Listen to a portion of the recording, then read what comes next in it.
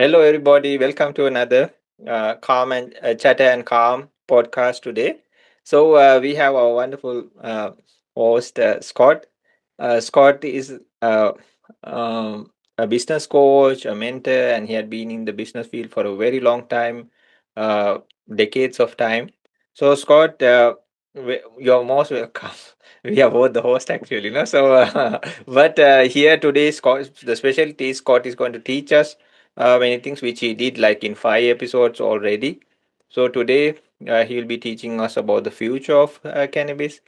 Over to you, Scott. Thank you so much. And all these sessions or like episodes were a great learning experience.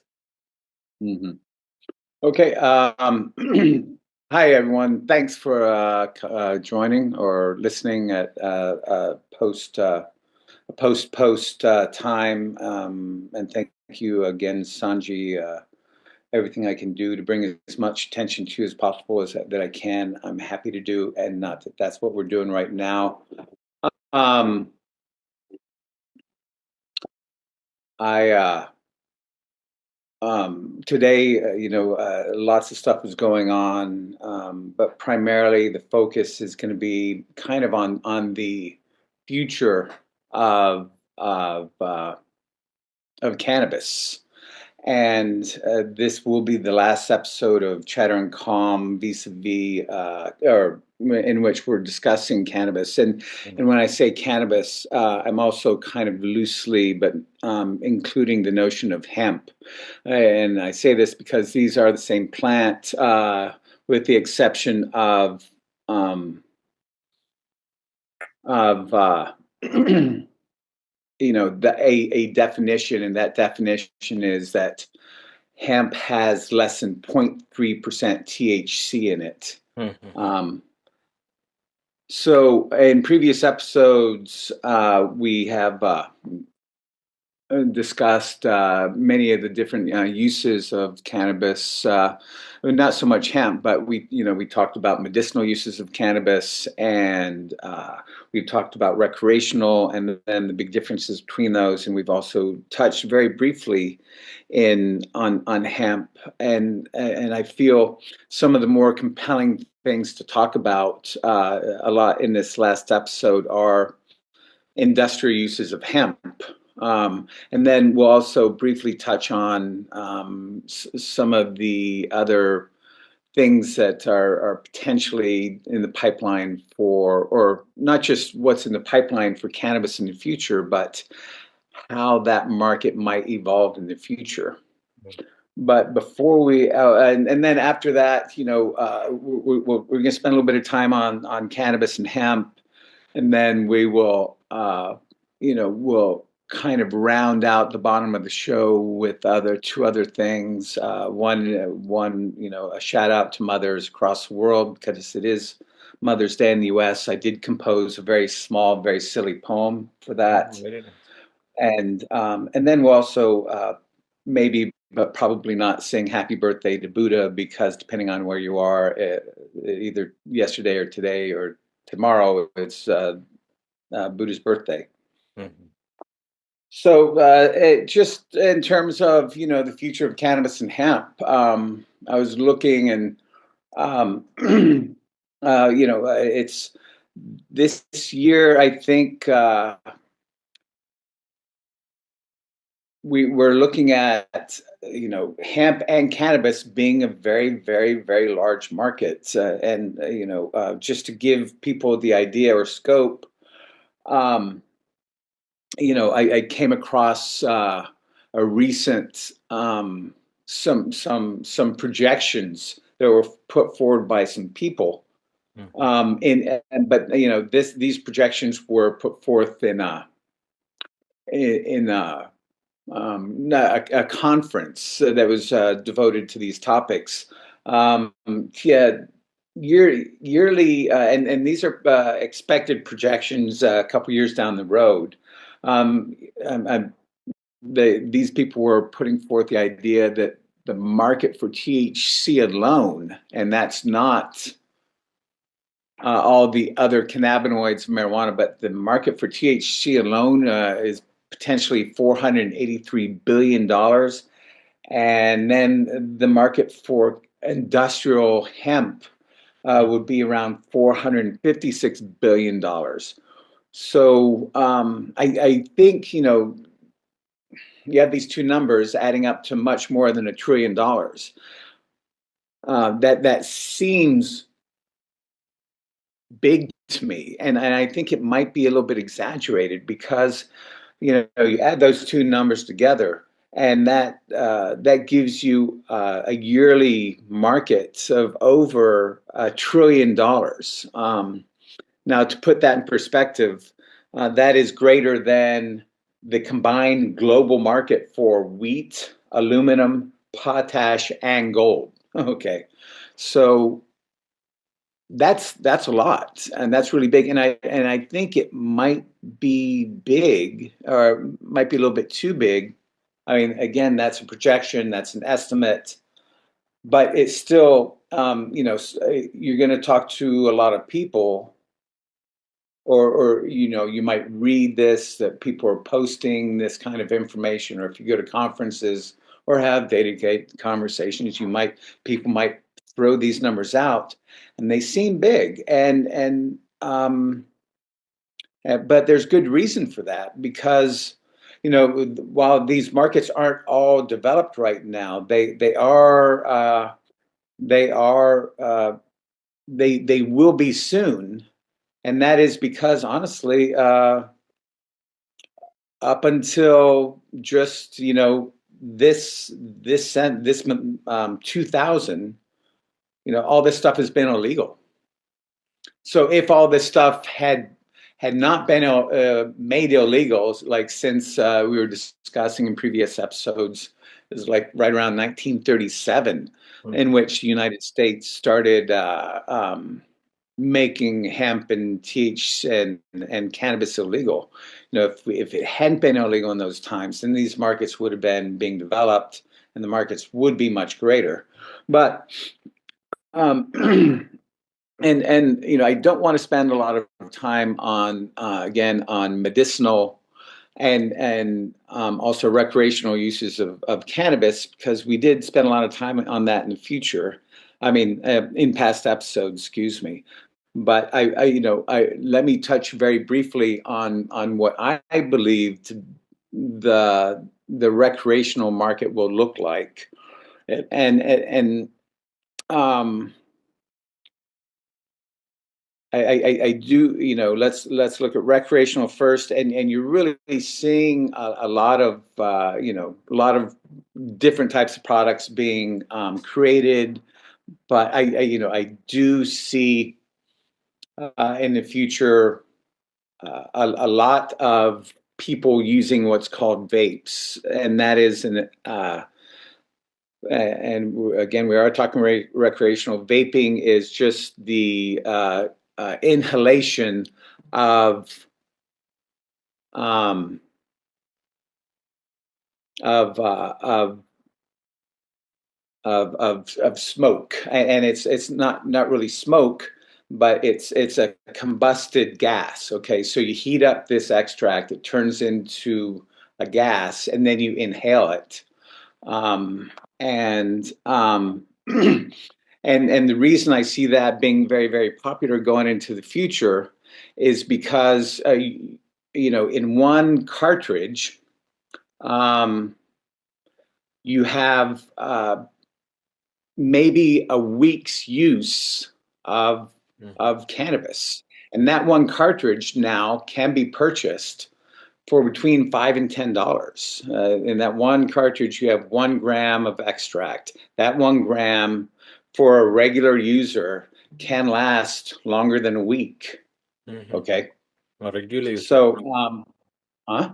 For a regular user? Yeah, Uh-huh. yes, Oh. and yeah, so and also another reason that those are always going to be very popular is that they're relatively discreet. Someone can go into a bathroom stall at an Uh-huh. airport and take a couple of hits and blow it in their shirt or something, or in toilet paper, Uh-huh. and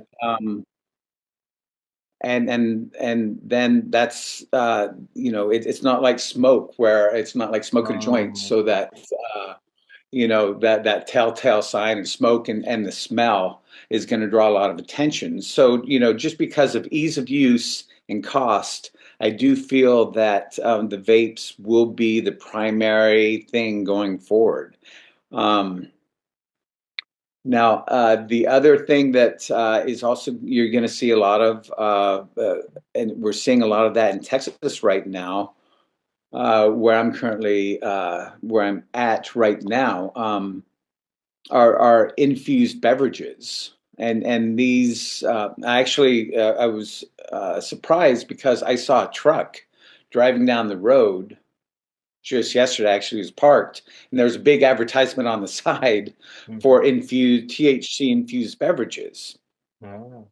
So that and that's fascinating because you will gradually kind of see that taking market share away from alcohol. Okay, so and that's also why you're going to see big alcohol companies. So Seagram's, D'Angelo, uh, all the big beer companies, InBev. You will see them making inroads into cannabis because infused beverages will slowly erode at their market share. So we will see a lot of infused beverages, and you see a lot of vape carts going down the road. I do feel also in the future, I don't see joints or pre rolls, as they call them in the industry, going away. Okay. And I don't really have a good explanation for that off the top of my head, other than looking at um, tobacco usage, right? Mhm. Because people still smoke cigarettes, Yeah. Mhm. and and the opportunity to not smoke a cigarette is there. You have lots of other things. You have little pouches that have nicotine in them, but no tobacco. You have carts that have nicotine in those, and you also have numerous other way. They people can dip tobacco. They can put it between their cheek and their gum, and you also can snort tobacco. Snuff has been around for hundreds of years, but all that being said, cigarettes still exist, and there's an aspect of smoking a cigarette that provides joy to some people, and it's just not going to go away. And it's for that reason that I don't think the presence of pre rolls and joints in the market is ever going to go away. Okay. Mhm. Um, Now, all that being said, again, the strongest places where I see the recreational market going in the future are, like I said, beverages, um, and those vape carts. And again, the vape carts, uh, cost and ease of use, and they're very discretionary. They don't. You can do it secretly, and not everyone knows you're doing it. That's going to be I believe that's going to be the future of recreational cannabis. Mhm. Then that let's we can go to the medicinal side. We already know, and there are some pharmaceutical drugs in the market for the use of various cannabinoids to treat seizures, Dravet syndrome. They've proven that CBD is very good in treating Dravet's, which is debilitating seizures, Mhm. and also, many states in the U.S. have programs that are devoted to the medicinal. In the future, it's hard for me to really project that one. Initially, as I have discussed in a couple previous episodes, um, there seems to be a lot of promise in treating cannabis. I'm sorry, in treating cancer with cannabis. Mhm. Okay, so I definitely see the use of cannabis in future drug uses to treat Mhm. many, many, many different conditions. Um, and these are, and we've talked about these, pain. Again, I mentioned seizures. I think, excuse me, I've heard some people say that dementia is potentially treatable, Uh-huh.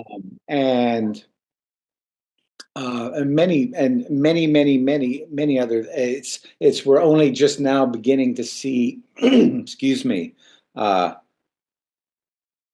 research money, and there is a lot of research being put into this now, and the results of this research will be drugs coming down the pipeline in the future. And the other things that I'm now, we've addressed recreational, we've addressed medicinal. So one of the other things that we're seeing, and we have applications for, but these applications have not really hit the market hard, are uses of hemp, which is the cannabis cousin. Again, we determined that hemp is just same as cannabis, but it has 0.3% THC or less. Um, now, uh, the and I had to take some notes here, and I'll be reading from some of my notes. But industrial hemp is going to be is huge already, and we do have uses um, in many different applications for hemp. It's just that they're relatively new. Again, across most of the world, this stuff was not legal up until really and truly industrial uses, common industrial uses of hemp haven't. I mean, it was very common in 1600s, 1700s, even 1800s, up until about 1930s, and then it just kind of died off because they made marijuana illegal. Now that that barrier has been removed, we're going to see a lot of hemp going into a lot of different spaces. Number one, let's textiles and clothing, right? Hemp fibers are very good, very malleable. It's easy to process. Um, you will see it, and I have seen it in shirts and underwear. One really nice quality of using hemp in fabric is that it's antimicrobial, right? So I've always thought, it would be a great idea for um, and this sounds weird now that I'm about to say that, but for and this is just as an idea that I'd had was using hemp to make underwear for people in the armed services, right? Because it's very good at absorbing sweat and it's antimicrobial. Uh-huh. And but that doesn't mean that it's only good for people in the armed services. Um, that makes it great application for anyone, right? Mhm. Um, and so you're like I said, textiles, clothes, t-shirts, underwear, almost everything, and also it's sturdy, so it's also very commonly used as bags. Large bags that you can put food items in because of its antimicrobial properties. It's not going to be airtight, but it is a great vessel for storage for grains, beans, coffee beans, anything like that. That you can dry and it's not going to be subject to a shelf life issue. Mhm. Okay. And another big use of hemp is paper products. Okay, Mhm. um, and this is great. This is a great use of hemp. Um, and I'm just looking at this list, Mhm. Mhm. and when I read this list. I'm just kind of amazed, Sanji, because you know, typically, what do we use for paper, Sanji?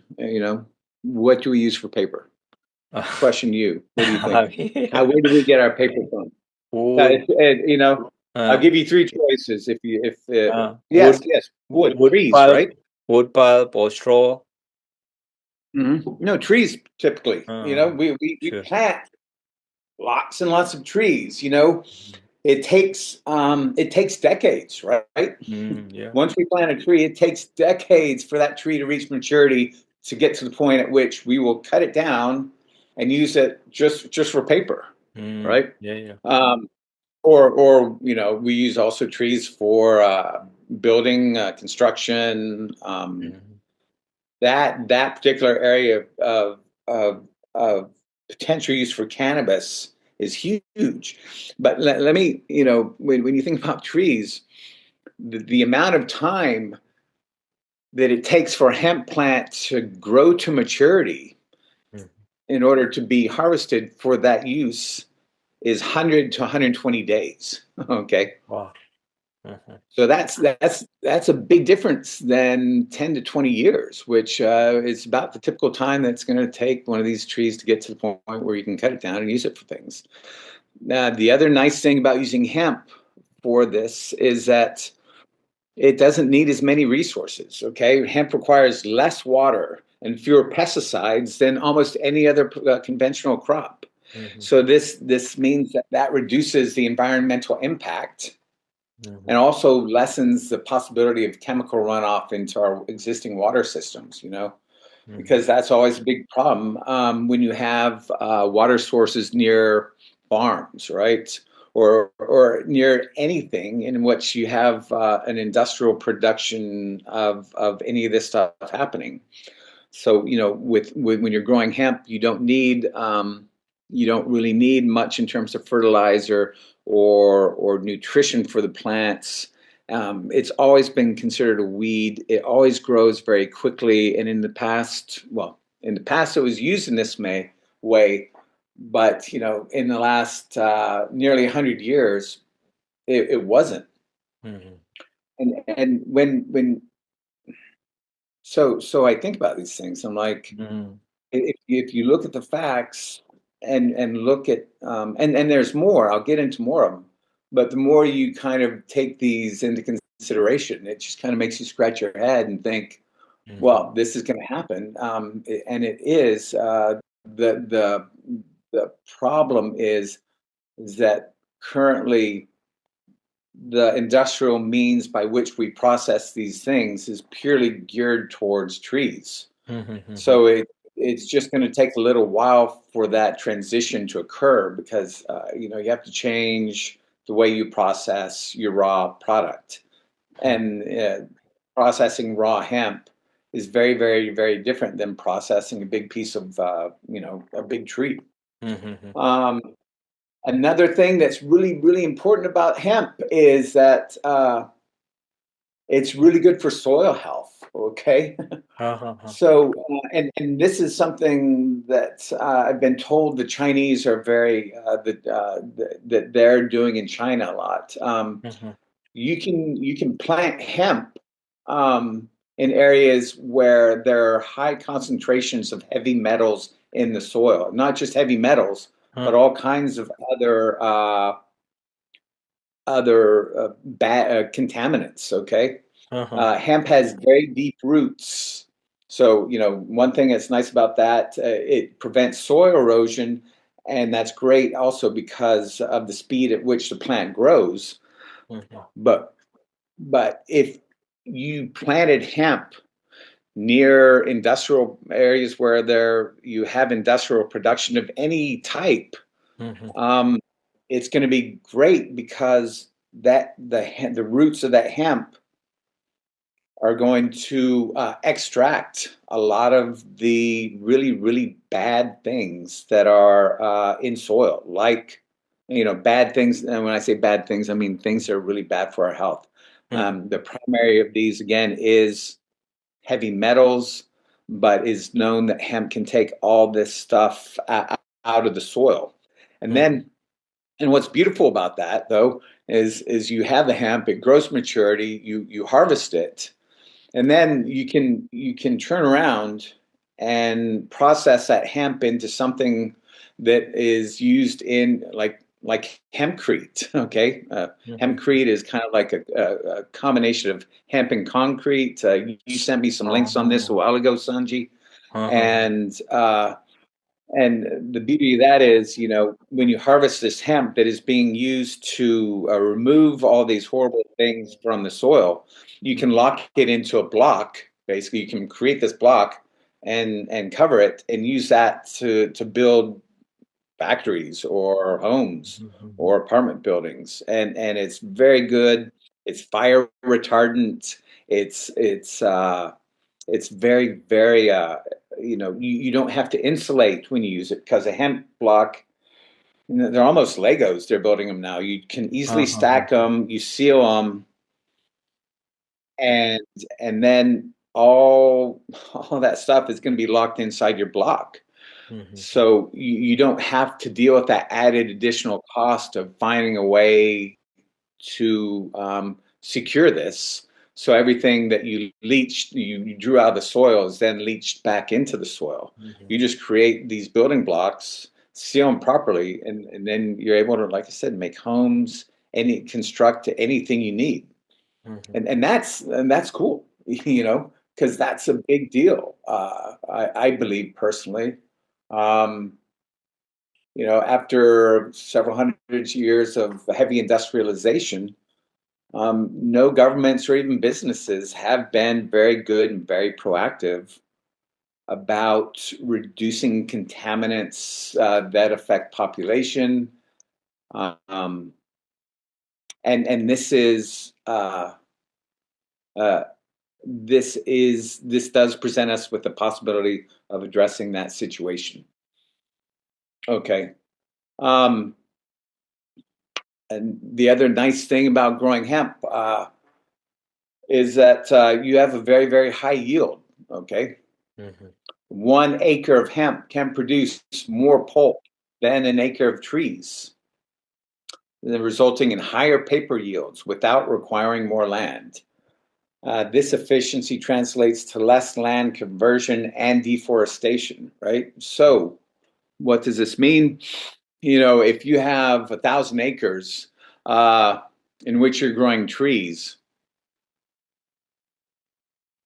but those trees are destined for industrial uses like paper, like cutting down construction for making 2x4s to build stuff, 2x6s or anything like that. You know, conceivably, you know, you take half of that, reserve half of it, leave the trees up all the time, and then plant hemp on the rest of it. And then on half as much land, you have the same production for pulp Mhm.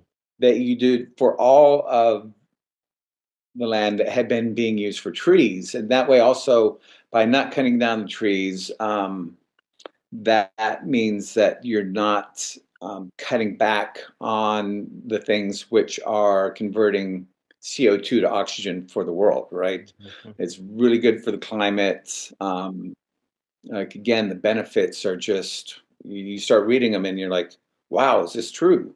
Wow, is this true? And it absolutely is true. And that brings us to my next point, which I was beginning to touch on there, which is carbon sequestration.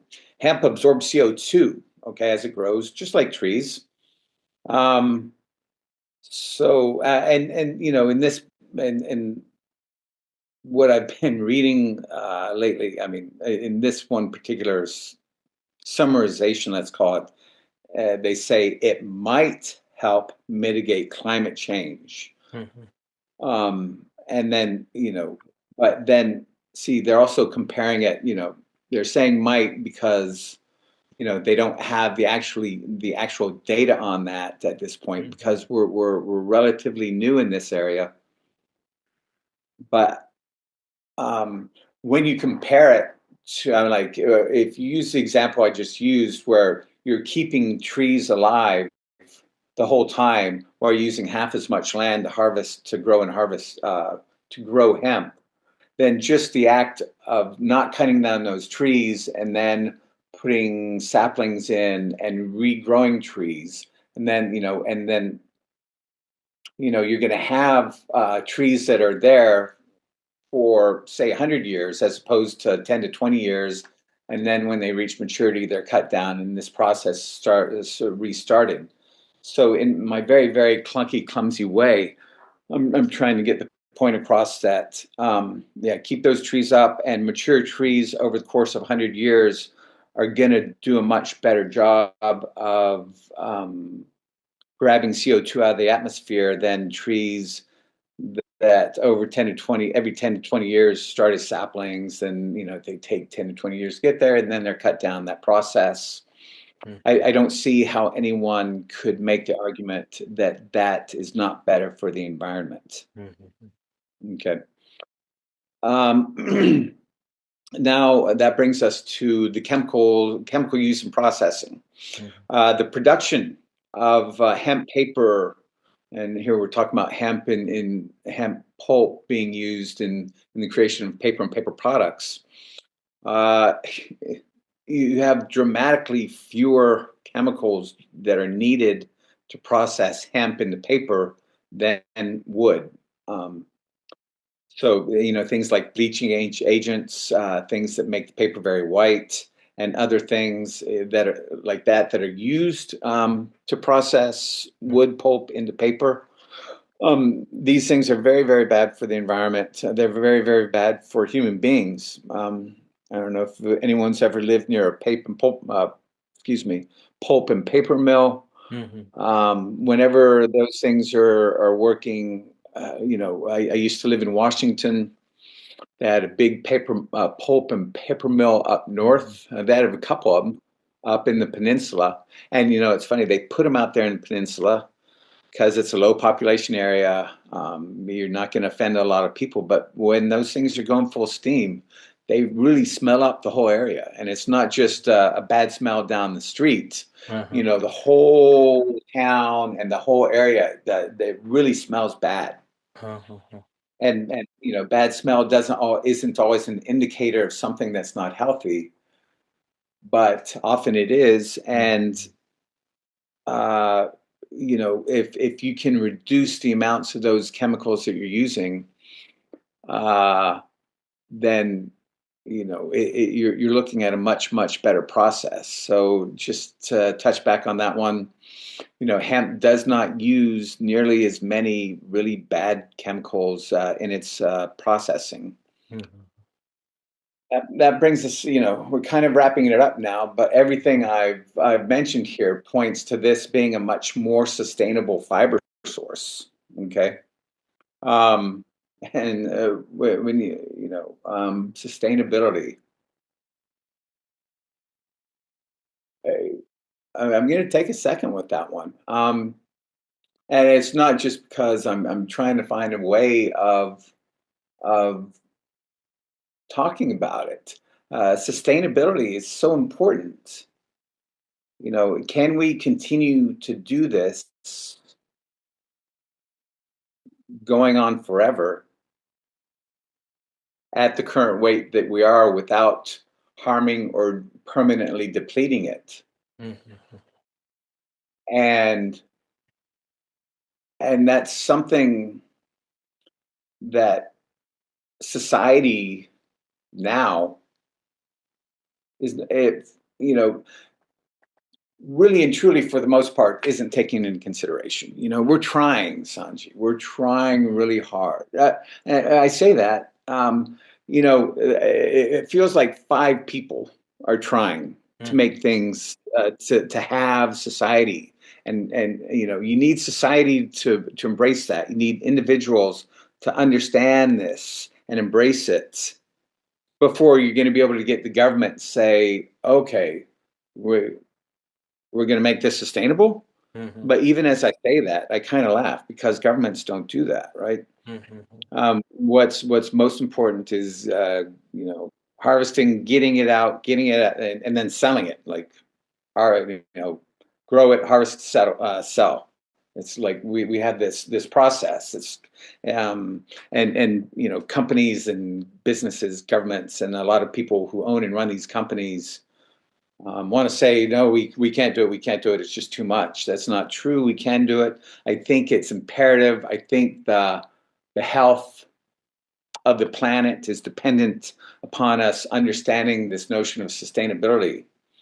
And I know I'm going on, but hemp is truly sustainable. Mhm. Just because, like we're saying at the beginning of this touch on the topic of the industrial uses of hemp,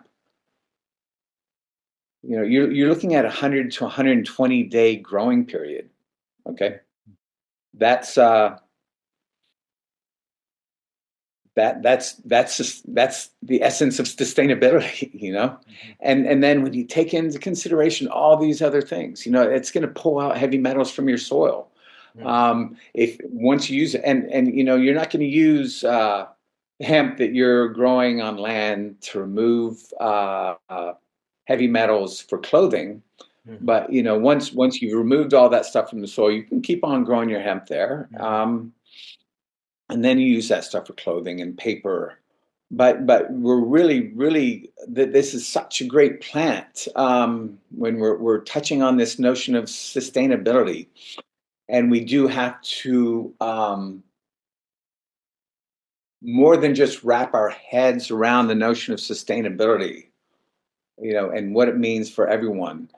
We have to put it in our day-to-day practices. We really have to embrace sustainability, because if we don't, it means really bad things for the planet. Just bad things in terms of pollution, uh,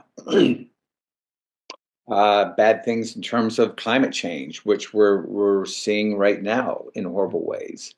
And when we talk about that, and people say, the inclination is to say, oh, the planet. Really, it is a problem with the planet, but the planet's going to live, right, Sanji? The planet, the ultimate issue here isn't the planet, and the planet's important. I mean, it's our source. Mhm. But if we don't have a good planet, as a species, human beings are done. And many other species on the planet. Some would survive. Cockroaches will live. Mhm. Okay, mosquitoes will live. Um, they're. I'm not going to say they're going to be fine. They'll adapt and they'll change and they'll keep on going. But human beings will not be able to maintain in this space that has been created, or that evolved to sustain us. So as I say, go on and on and on and on and on about sustainability and the planet and how important it is. Yeah, it's nice to it isn't just nice, but it's very important to have a very good, healthy planet. But ultimately, what we're saying is, hey, as human beings, we need this, because if you really think about it, it's not a matter of thinking about it, but if we do continue down this path, that is a bigger and bigger issue and question. And I'm going to wrap this talk up Mhm. on hemp in a moment, because there's a bit of a time factor here. We are going to do a guided meditation in a minute after we, have a shout out to mothers. Mhm. And I've been talking a lot about, when I say the future of hemp and cannabis, um, a lot has happened in the last 20 years, which is kind of when the Western world started legalizing cannabis for personal use. I mean, it's been being used for five thousands of years, as we discussed earlier, Mhm. but legally it has not been. It's only in the last 20 years that we've seen it. The legalization on cannabis change. So, when we're talking about the future, these are projections. We can kind of project a lot of this, but still significant parts of not just states in the United States, but large parts of the world, this stuff is very still quite illegal. I'm relatively sure that it's still illegal in China, um, most of South America. There's still a lot of countries in Europe where cannabis is not legal. So, on one hand, predicting this usage is kind of a fool's errand because the things do change a lot. But at least right now, you can kind of see based on current trends where this is going to go. But really, the recreational side is very good and interesting. The medicinal side is very important. If you have a loved one who has cancer, you want a cure. It's very possible that treatment and or cures for that we'll be seeing in the future from cannabis. Mhm. But also, I do think the one that will affect us the greatest are these numerous industrial uses of hemp. Um, you know, everything, every day we're touching numerous items that can be created with industrial hemp. Okay. Mhm. And using that as a source for pulp instead of wood is very, very, it's cheaper, it's faster, it's sustainable. Like what other reasons do we need to really throw everything in, and maybe not everything, but just really go down that path and Mhm. start doing it. I and even let me say, I knew before I left, when I was in Washington a couple months ago, I was talking to a farmer who's using hemp to feed his cattle. Mhm. So it's a very viable food source as well for livestock animals. Mhm. So definitely, you're seeing the potential for this market grow quite a bit, and even the people who are projecting these the uses for hemp and cannabis. As I said earlier, it's possible. I mean, the people who are projecting these things can be very aggressive. I said so. Sometimes it seems like their numbers are big, really big, Mhm. but again, it's possible and even likely that hemp and cannabis will be bigger in terms of dollar amounts than combine if you combine aluminum, potash, gold, and wheat. Mhm. So just take a step back, think about it, take a deep breath, and kind of let it sink in because it sounds big. Um, And if you understand what I've been saying, and even do your own research, it doesn't take long. Educate yourself, do your own research, look into this. It is going to be big, Mhm. and uh, no, I'll just let it stop there. It's going to be a huge market. It will have profound effects on everyone's day to day life, and I think it will be better for the planet and us as a species going down the road. Mhm. Is it easier to grow hemp than cannabis It's the legally? same plant, Sanji. Yeah. Yeah. You can get seeds, right? That should only make a plant that has less than 0.3% THC. That Uh-huh. plant typically is going to have another cannabinoid, which we've discussed before, called CBD. Uh-huh. And CBD has a very different. It's not real. It's a little different when you consume it than THC. They say CBD is not psychoactive, which means it doesn't have this effect on the way you think about things. Mhm. But it is still something that you feel when you consume CBD. You just feel you kind of lowers your shoulders. It reduces tension, reduces inflammation. These are all proven studies. Um, with some, it does reduce anxiety. It makes you feel better. CBD is a great thing for travel. If you're If you're a passenger, I don't advocate taking it if you're driving. Mhm. But if you're flying and you get anxious flying, there's CBD gummies. I recommend popping a couple in your mouth before you take off because it just reduces stress and tension, anxiety quite a bit in most people.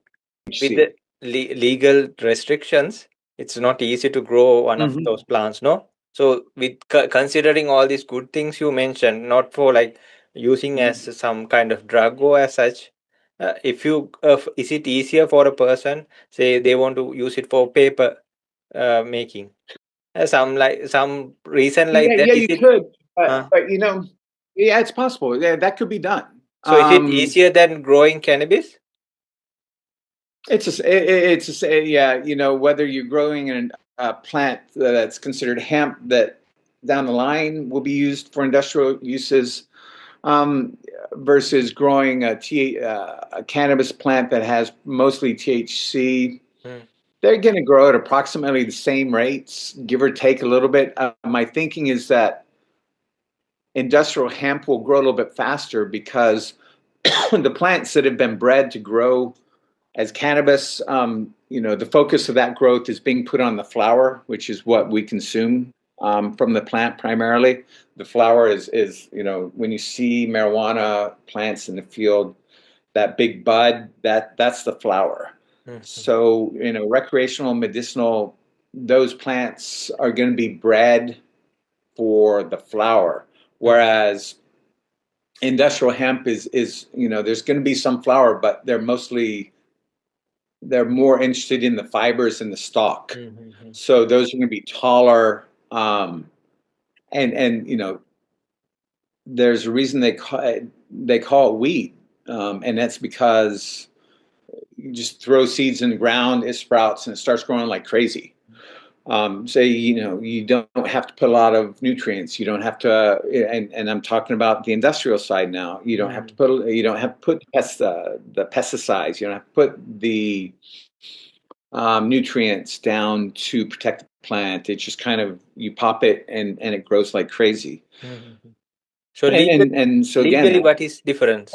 Legally to grow? legally, it's just 0.3% THC. No, no, Say that question again, Sanji. I'm sorry. like legally, because it's not easy to Hmm. grow cannabis, right? There are so many restrictions. So if somebody Yes. wants to grow hemp, a normal person wants to grow hemp for the purpose Hmm. of like making paper or selling it for the purpose Yeah. of making paper or making bags or ropes or anything like that, is it Uh-huh. more legally easier to get that done than growing for like recreational users or anything Yeah, like growing? that's a good question. No, Uh, and you know, this uh-huh. is podcast that people throughout the world are going to be listening to, Sanji. Sure, sure. So I would have to recommend, there aren't laws written that cover everything around the world for stuff like this. You really have to look at your own jurisdiction, Uh-huh. right? Do your research. It's a big world. These laws are different. Uh, in the United States, these laws are different not only from state to state, but from city to city. Mhm. So you have to look at your own regional jurisdiction, read the laws. I'm always a big advocate in terms of making yourself aware of your local laws, Mhm. because some areas it's okay. In the United States, if you're going to grow any of this plant, you need a license. License. Right. Even for Now, both. now people who want, yeah. Now, Uh-huh. people who want to grow industrial hemp, I don't know, unless you're really into the craft and art side of things, because the plant grows pretty easily, Mhm. but you still have to have the means by which to process it. I mean, So it'd be what interesting. And, it's called, like I've somebody heard. just grows the plant and then gives it Hmm. to some place where they make as such. Say Yes. for example, if it's me, I don't have a lot of Hmm. knowledge or anything, but these grow very easily, right? Hemp. Hmm. So if I have plot of land and Yeah. I plant it, and then I want to give it to like Mhm. a company that's making paper or bags or something like that. I'm just like the Yeah. farmer. So is Mhm. it possible like that to do? Yeah. Well, yeah, it is possible. And again, this stuff grows very easily. Mm-hmm. If you have like a little patch of dirt, you could grow it. Say you have a 3 by 3 patch of dirt, you could probably grow 2 to 4 um, plants there. Mm-hmm. You could do that, and you could, then you could sell it. Um, if again, if the laws allow it, Mm-hmm. and if they're, but yeah, you have to make sure that there's someone to Yeah, buy no. it. Mm. Yeah, there has to be someone who has the means established by which they could do that. Okay. Okay, okay. Yeah. Mm-hmm. I mean, in some communities, again, if people are like making their own clothing, Mm-hmm. it might be, it's still, I think processing hemp for clothing might take a little bit more time than processing cotton to make cotton fibers for clothing. Like if you're really, really determined to make your own paper and make your own clothes, go for it. Okay. All right. Then okay, that's it on cannabis. We Okay. put 6 episodes into it. Gosh, we're Mm. almost at an hour already. Happy Mother's Day. I don't know if this is something observed in other parts of the world. I'm not 100% sure it isn't just a Hallmark creation. I've never done my research there. I did write a poem a little bit. Do you mind if I read the Yeah, poem yeah, no on problem. Sanji? That will be wonderful. Yeah, for mothers, inch by inch, bit by bit. It was mostly a struggle, and because of her, now you're here. Mm-hmm. Throughout her life, she has put up with your shit. You are alive, and even if you aren't near, thank your mom. It's her day. Please be a dear. That's the first time I've actually read it since I wrote it. I don't know if it sounds as good as it did when I first read it, No, no, it's but that's wonderful. Mm-hmm. like reach out to mothers. I this morning before we started the podcast, the first thing I did was send a text to my mother. It's 2 hours earlier where she is, so I'll call her later in the day and talk to her and wish her a happy Mother's Day. Um, the second person I reached out to was the mother of my children. Mm-hmm. I said, "Hey, I know you're not my mother, but I am grateful to you for helping me create these two beautiful people who I am also grateful that are in my life." And then after that, after this, I will get in touch with my siblings, and then also mothers of people who have been close and dear to me. So I will spend some time on this, but I think it's important and necessary. Mothers go through a lot of shit raising kids. Those that do go the whole 9 yards or 11 or 100 yards, taking my mother is one of those. Mm-hmm. She goes to bat, she takes care of us. She'll be 78 this year, and she is a mama bear. I'm afraid for anyone if she thinks that they are mistreating her children, who are all grown men now, grown adults, not men. Her kids range in age from me from 60 to 41. And not only is she take care of us, I mean, she doesn't come and cook our meals, Mm-hmm. but she's kind of that omnipresent person that is just making sure that things are okay. And if someone threatens, us in any way, shape, or form, she'll charge them like Mama Bear. Mm-hmm. And it's nice having that in my past. I'm grateful to my mom. Happy Mother's Day, Mom. And happy Mother's Day to any woman who's gone through that intense, arduous process of having a baby and raising that baby. Um, because just giving birth is hard. Mm-hmm.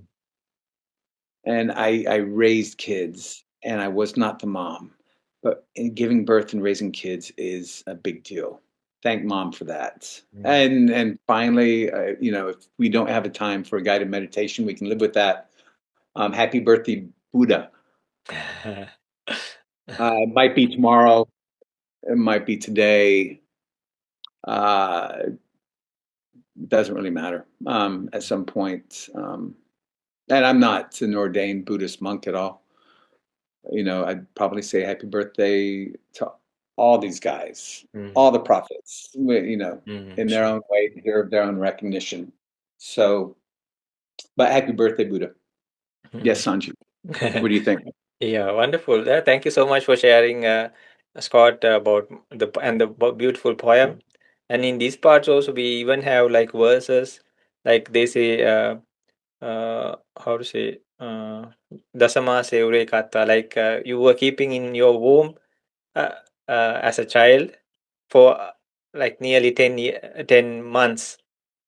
Poses yuddhikarana. Mm, That means like uh, you were nourishing us, no? When you were in your womb, and as well as when you were born. And then say, Ayudhika Vasa Sasang. May you live even for like 100 years. Matupada Namamaha. really? I bow to you, dear mother. And we pay respects. Like we salute and then pay respects to mothers. So it's been Mm, around for a long time. We try to take care of them. And yeah, so and those days now it's like slowly disappearing in society. But those days when they used to bathe and take care of their elderly parents, and it was like a showcase of their pride, or like how they are taking care of elders. So they used to like mhm. just keep them like for a Really? sunbath, but for a short time, but not like Uh-huh. these days to put them in a elders home or hide them from in a faraway room. Those days they used to bathe them and give them food and dress them very well, and just Yeah. keep them in front just to show like, hey, this is how we are taking care of our parents. So Hmm. yeah, so it had been going, but now like slowly these elders homes and these things are creeping in. But it Hmm. is a beautiful practice, and on such a day we call it anything good mother, right? Even mother earth, no. And so because Yes. it's not that fathers are bad, no, there are songs even like Okay. if mother was the moon, father will be the sun. No, so Okay. yeah, it reflects this. So likewise, so and I really wish the society would not like fall apart or like split. And now we Hmm. hear more and more like no, there are single parents, and then but you feel no, if the mother is missing, there's the gentle touch and everything is missing. When the father is missing, the children, either females or males or any kind of gender or anything, no, but they lose that guidance. Uh, and it happens. You can see in their latter part of their life. But we need both sides, no, Hmm. together, and then we Yeah. can even bring for the society. Like you see, like many places when things happen, either one of the parents are missing. Oh, So yeah. yeah, so these days such as this is very wonderful to remind the value, and as Mm. parents also, even they can think like, uh, uh, yeah, this is how we have to show our children also, no, what to do, because they will be at some point like Yes. they wish to be parents, no, Hmm. yeah, Yes. so Yeah. True. Yeah. I mm, mean, you're right on all those counts. We can never. I don't. It's a shame that you know in today's society. I hear more so than other places, like, and I'm echoing parts of what you're saying. The mother does a lot, mhm, and it's seldom fully recognized or appreciated. And the other thing that drives a lot of mothers crazy is that it's not a paid position, right? mhm, They do a lot of work, a lot of hard work, and they do it for free. mhm, Like unless they have a good setup with the father. But raising kids isn't something that anyone's paying us to do. mhm, mhm, You do it all, and hopefully you do it out of love because that makes it better. But you still have to do it, and nobody's really paying the mother to do that. Um, so, which makes it even more valuable, more important. mhm, mhm. Yeah, yeah, Yeah. so true, so Mm. Okay. Do you have time for a little bit of meditation today, Uh, Sanji? let's do like for a short time, eh? Oh, I mean, if we don't, there's no obligation. If we're pressed, we Hmm. can wait and do it another. We can do it next week. Ha I, ha I mean, it's your call. ha ha ha. Um, yeah, let's see. Yeah, we do a short meditation even. Okay, Let's do like meditation of gratitude, maybe because of mothers and everything, no? sure. Okay, so please sit comfortably. Take a few deep breaths, and you can loosen up and place your hands and feet in the most comfortable position and feel the touch of your hands to your body and maybe the soles of your foot or feet touching the surface where they're placed upon. And maybe you feel you're seated comfortably. Maybe the back is resting on the chair. You might feel the air around your body or the fabric of your clothing touching your body. And just think for a moment. Here I am, in the here and now, with life, with good intention, good mind, relaxed as much as possible,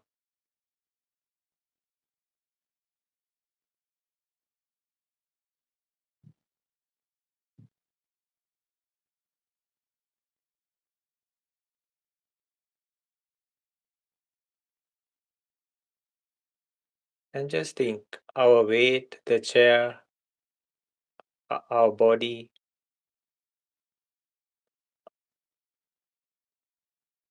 is held up by the earth.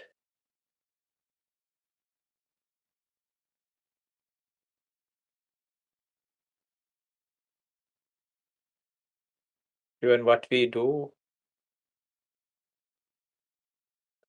the Mother Earth, she accepts.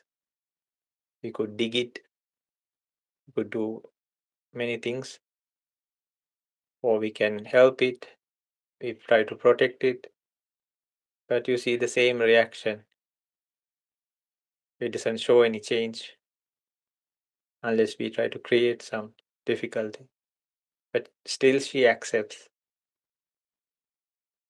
And it's for same for everybody. Just as a good mother, she accepts all the good in the child. Not only that, even the mischievous things children do. Even if they do some bad, they would say, whatever you do, the door of my heart is always open for you. Even if we are elders or in the latter part of our lives, and they still see us as their children.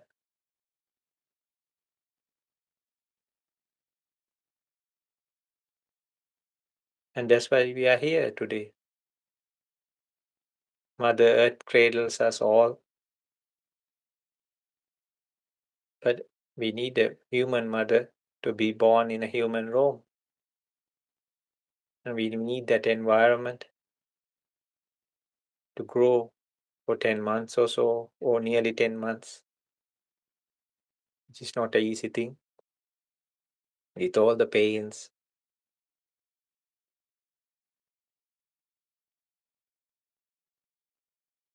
So let us remember all these wonderful mothers today, especially on this Mother's Day. Not only that, if you believe in the samsaric or the cycle of life and death, there were so many mothers, as humans, as animals. They are all also mothers.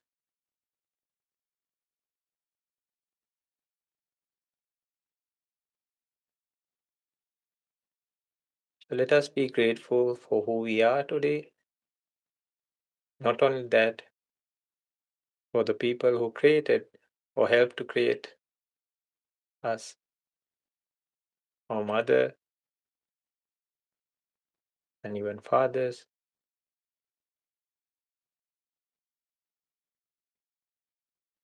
and all those people who helped.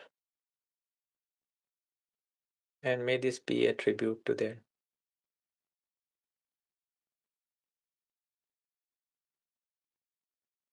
And remember that wonderful person in your mind and make it a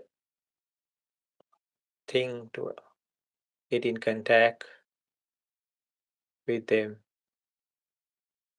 and try your best to help them out.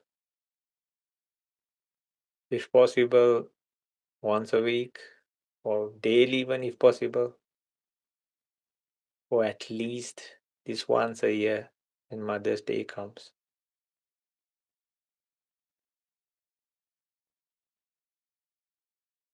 Because if they could handle us and all the urine, excreta, and everything we used to put out, and they have to deal with all that, now it's our turn to look after them. Any mother who kept the child for 10 months or nearly 10 months, it's a big thing.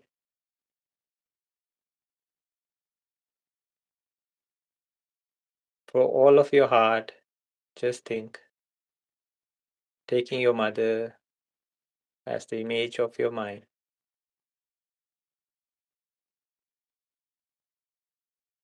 May you be well, may you be happy, may you have long life, may you not face any mental difficulties, may you not face any physical difficulties,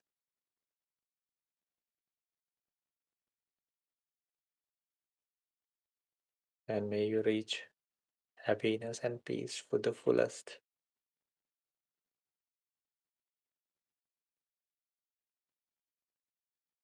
And practice loving kindness on her.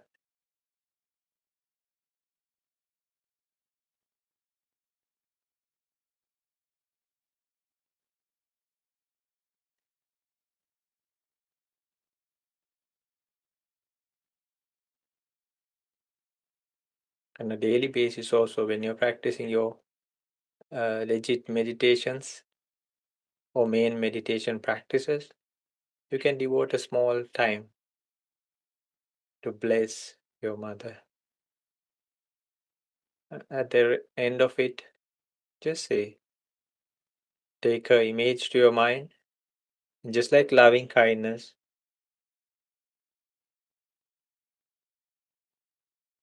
May you be well, may you be happy, may you be peaceful, may you have long life. Or you can say the original words even. May you be free from any kind of difficulty. May you be free from mental pain. May you be free from physical pain. May you live happily and peacefully. You can focus on all beings also, all mothers included, human, animal, all these beings. We see how they protect their children and take care, even in the animal kingdom, what sacrifices they do. Reflect it upon your mother, or even just for the thing or reason she kept you in her womb for nearly 10 months.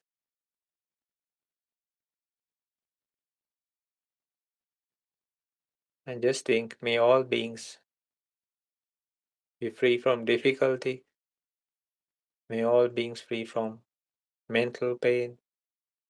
May all beings be free from physical pain. May all beings live happily and peacefully. With that beautiful intention, slowly bring your attention to your eye region and what works in our hearts and minds and souls. We can put it out through words and actions. And with that understanding and realization, slowly open your eyes and looking to the future from the present.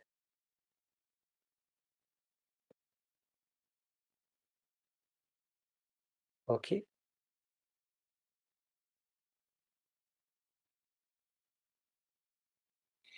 It's a day to connect with our mothers today, no?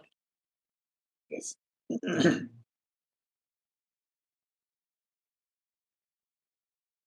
Okay, then, Scott, thank you so much. And thank you for doing this series about cannabis because it cleared many misinterpretations many people carry. That's why from time to time, when other people also send me, I used to send it to you. I used to say, "Hey Scott, look at this." No, like so, I used to forward it to him. So, but we did a whole one episode to just to clear the misconceptions, misinterpretations. So Mhm, now also, if you just check like on internet and all, you see like all the wrong reasons.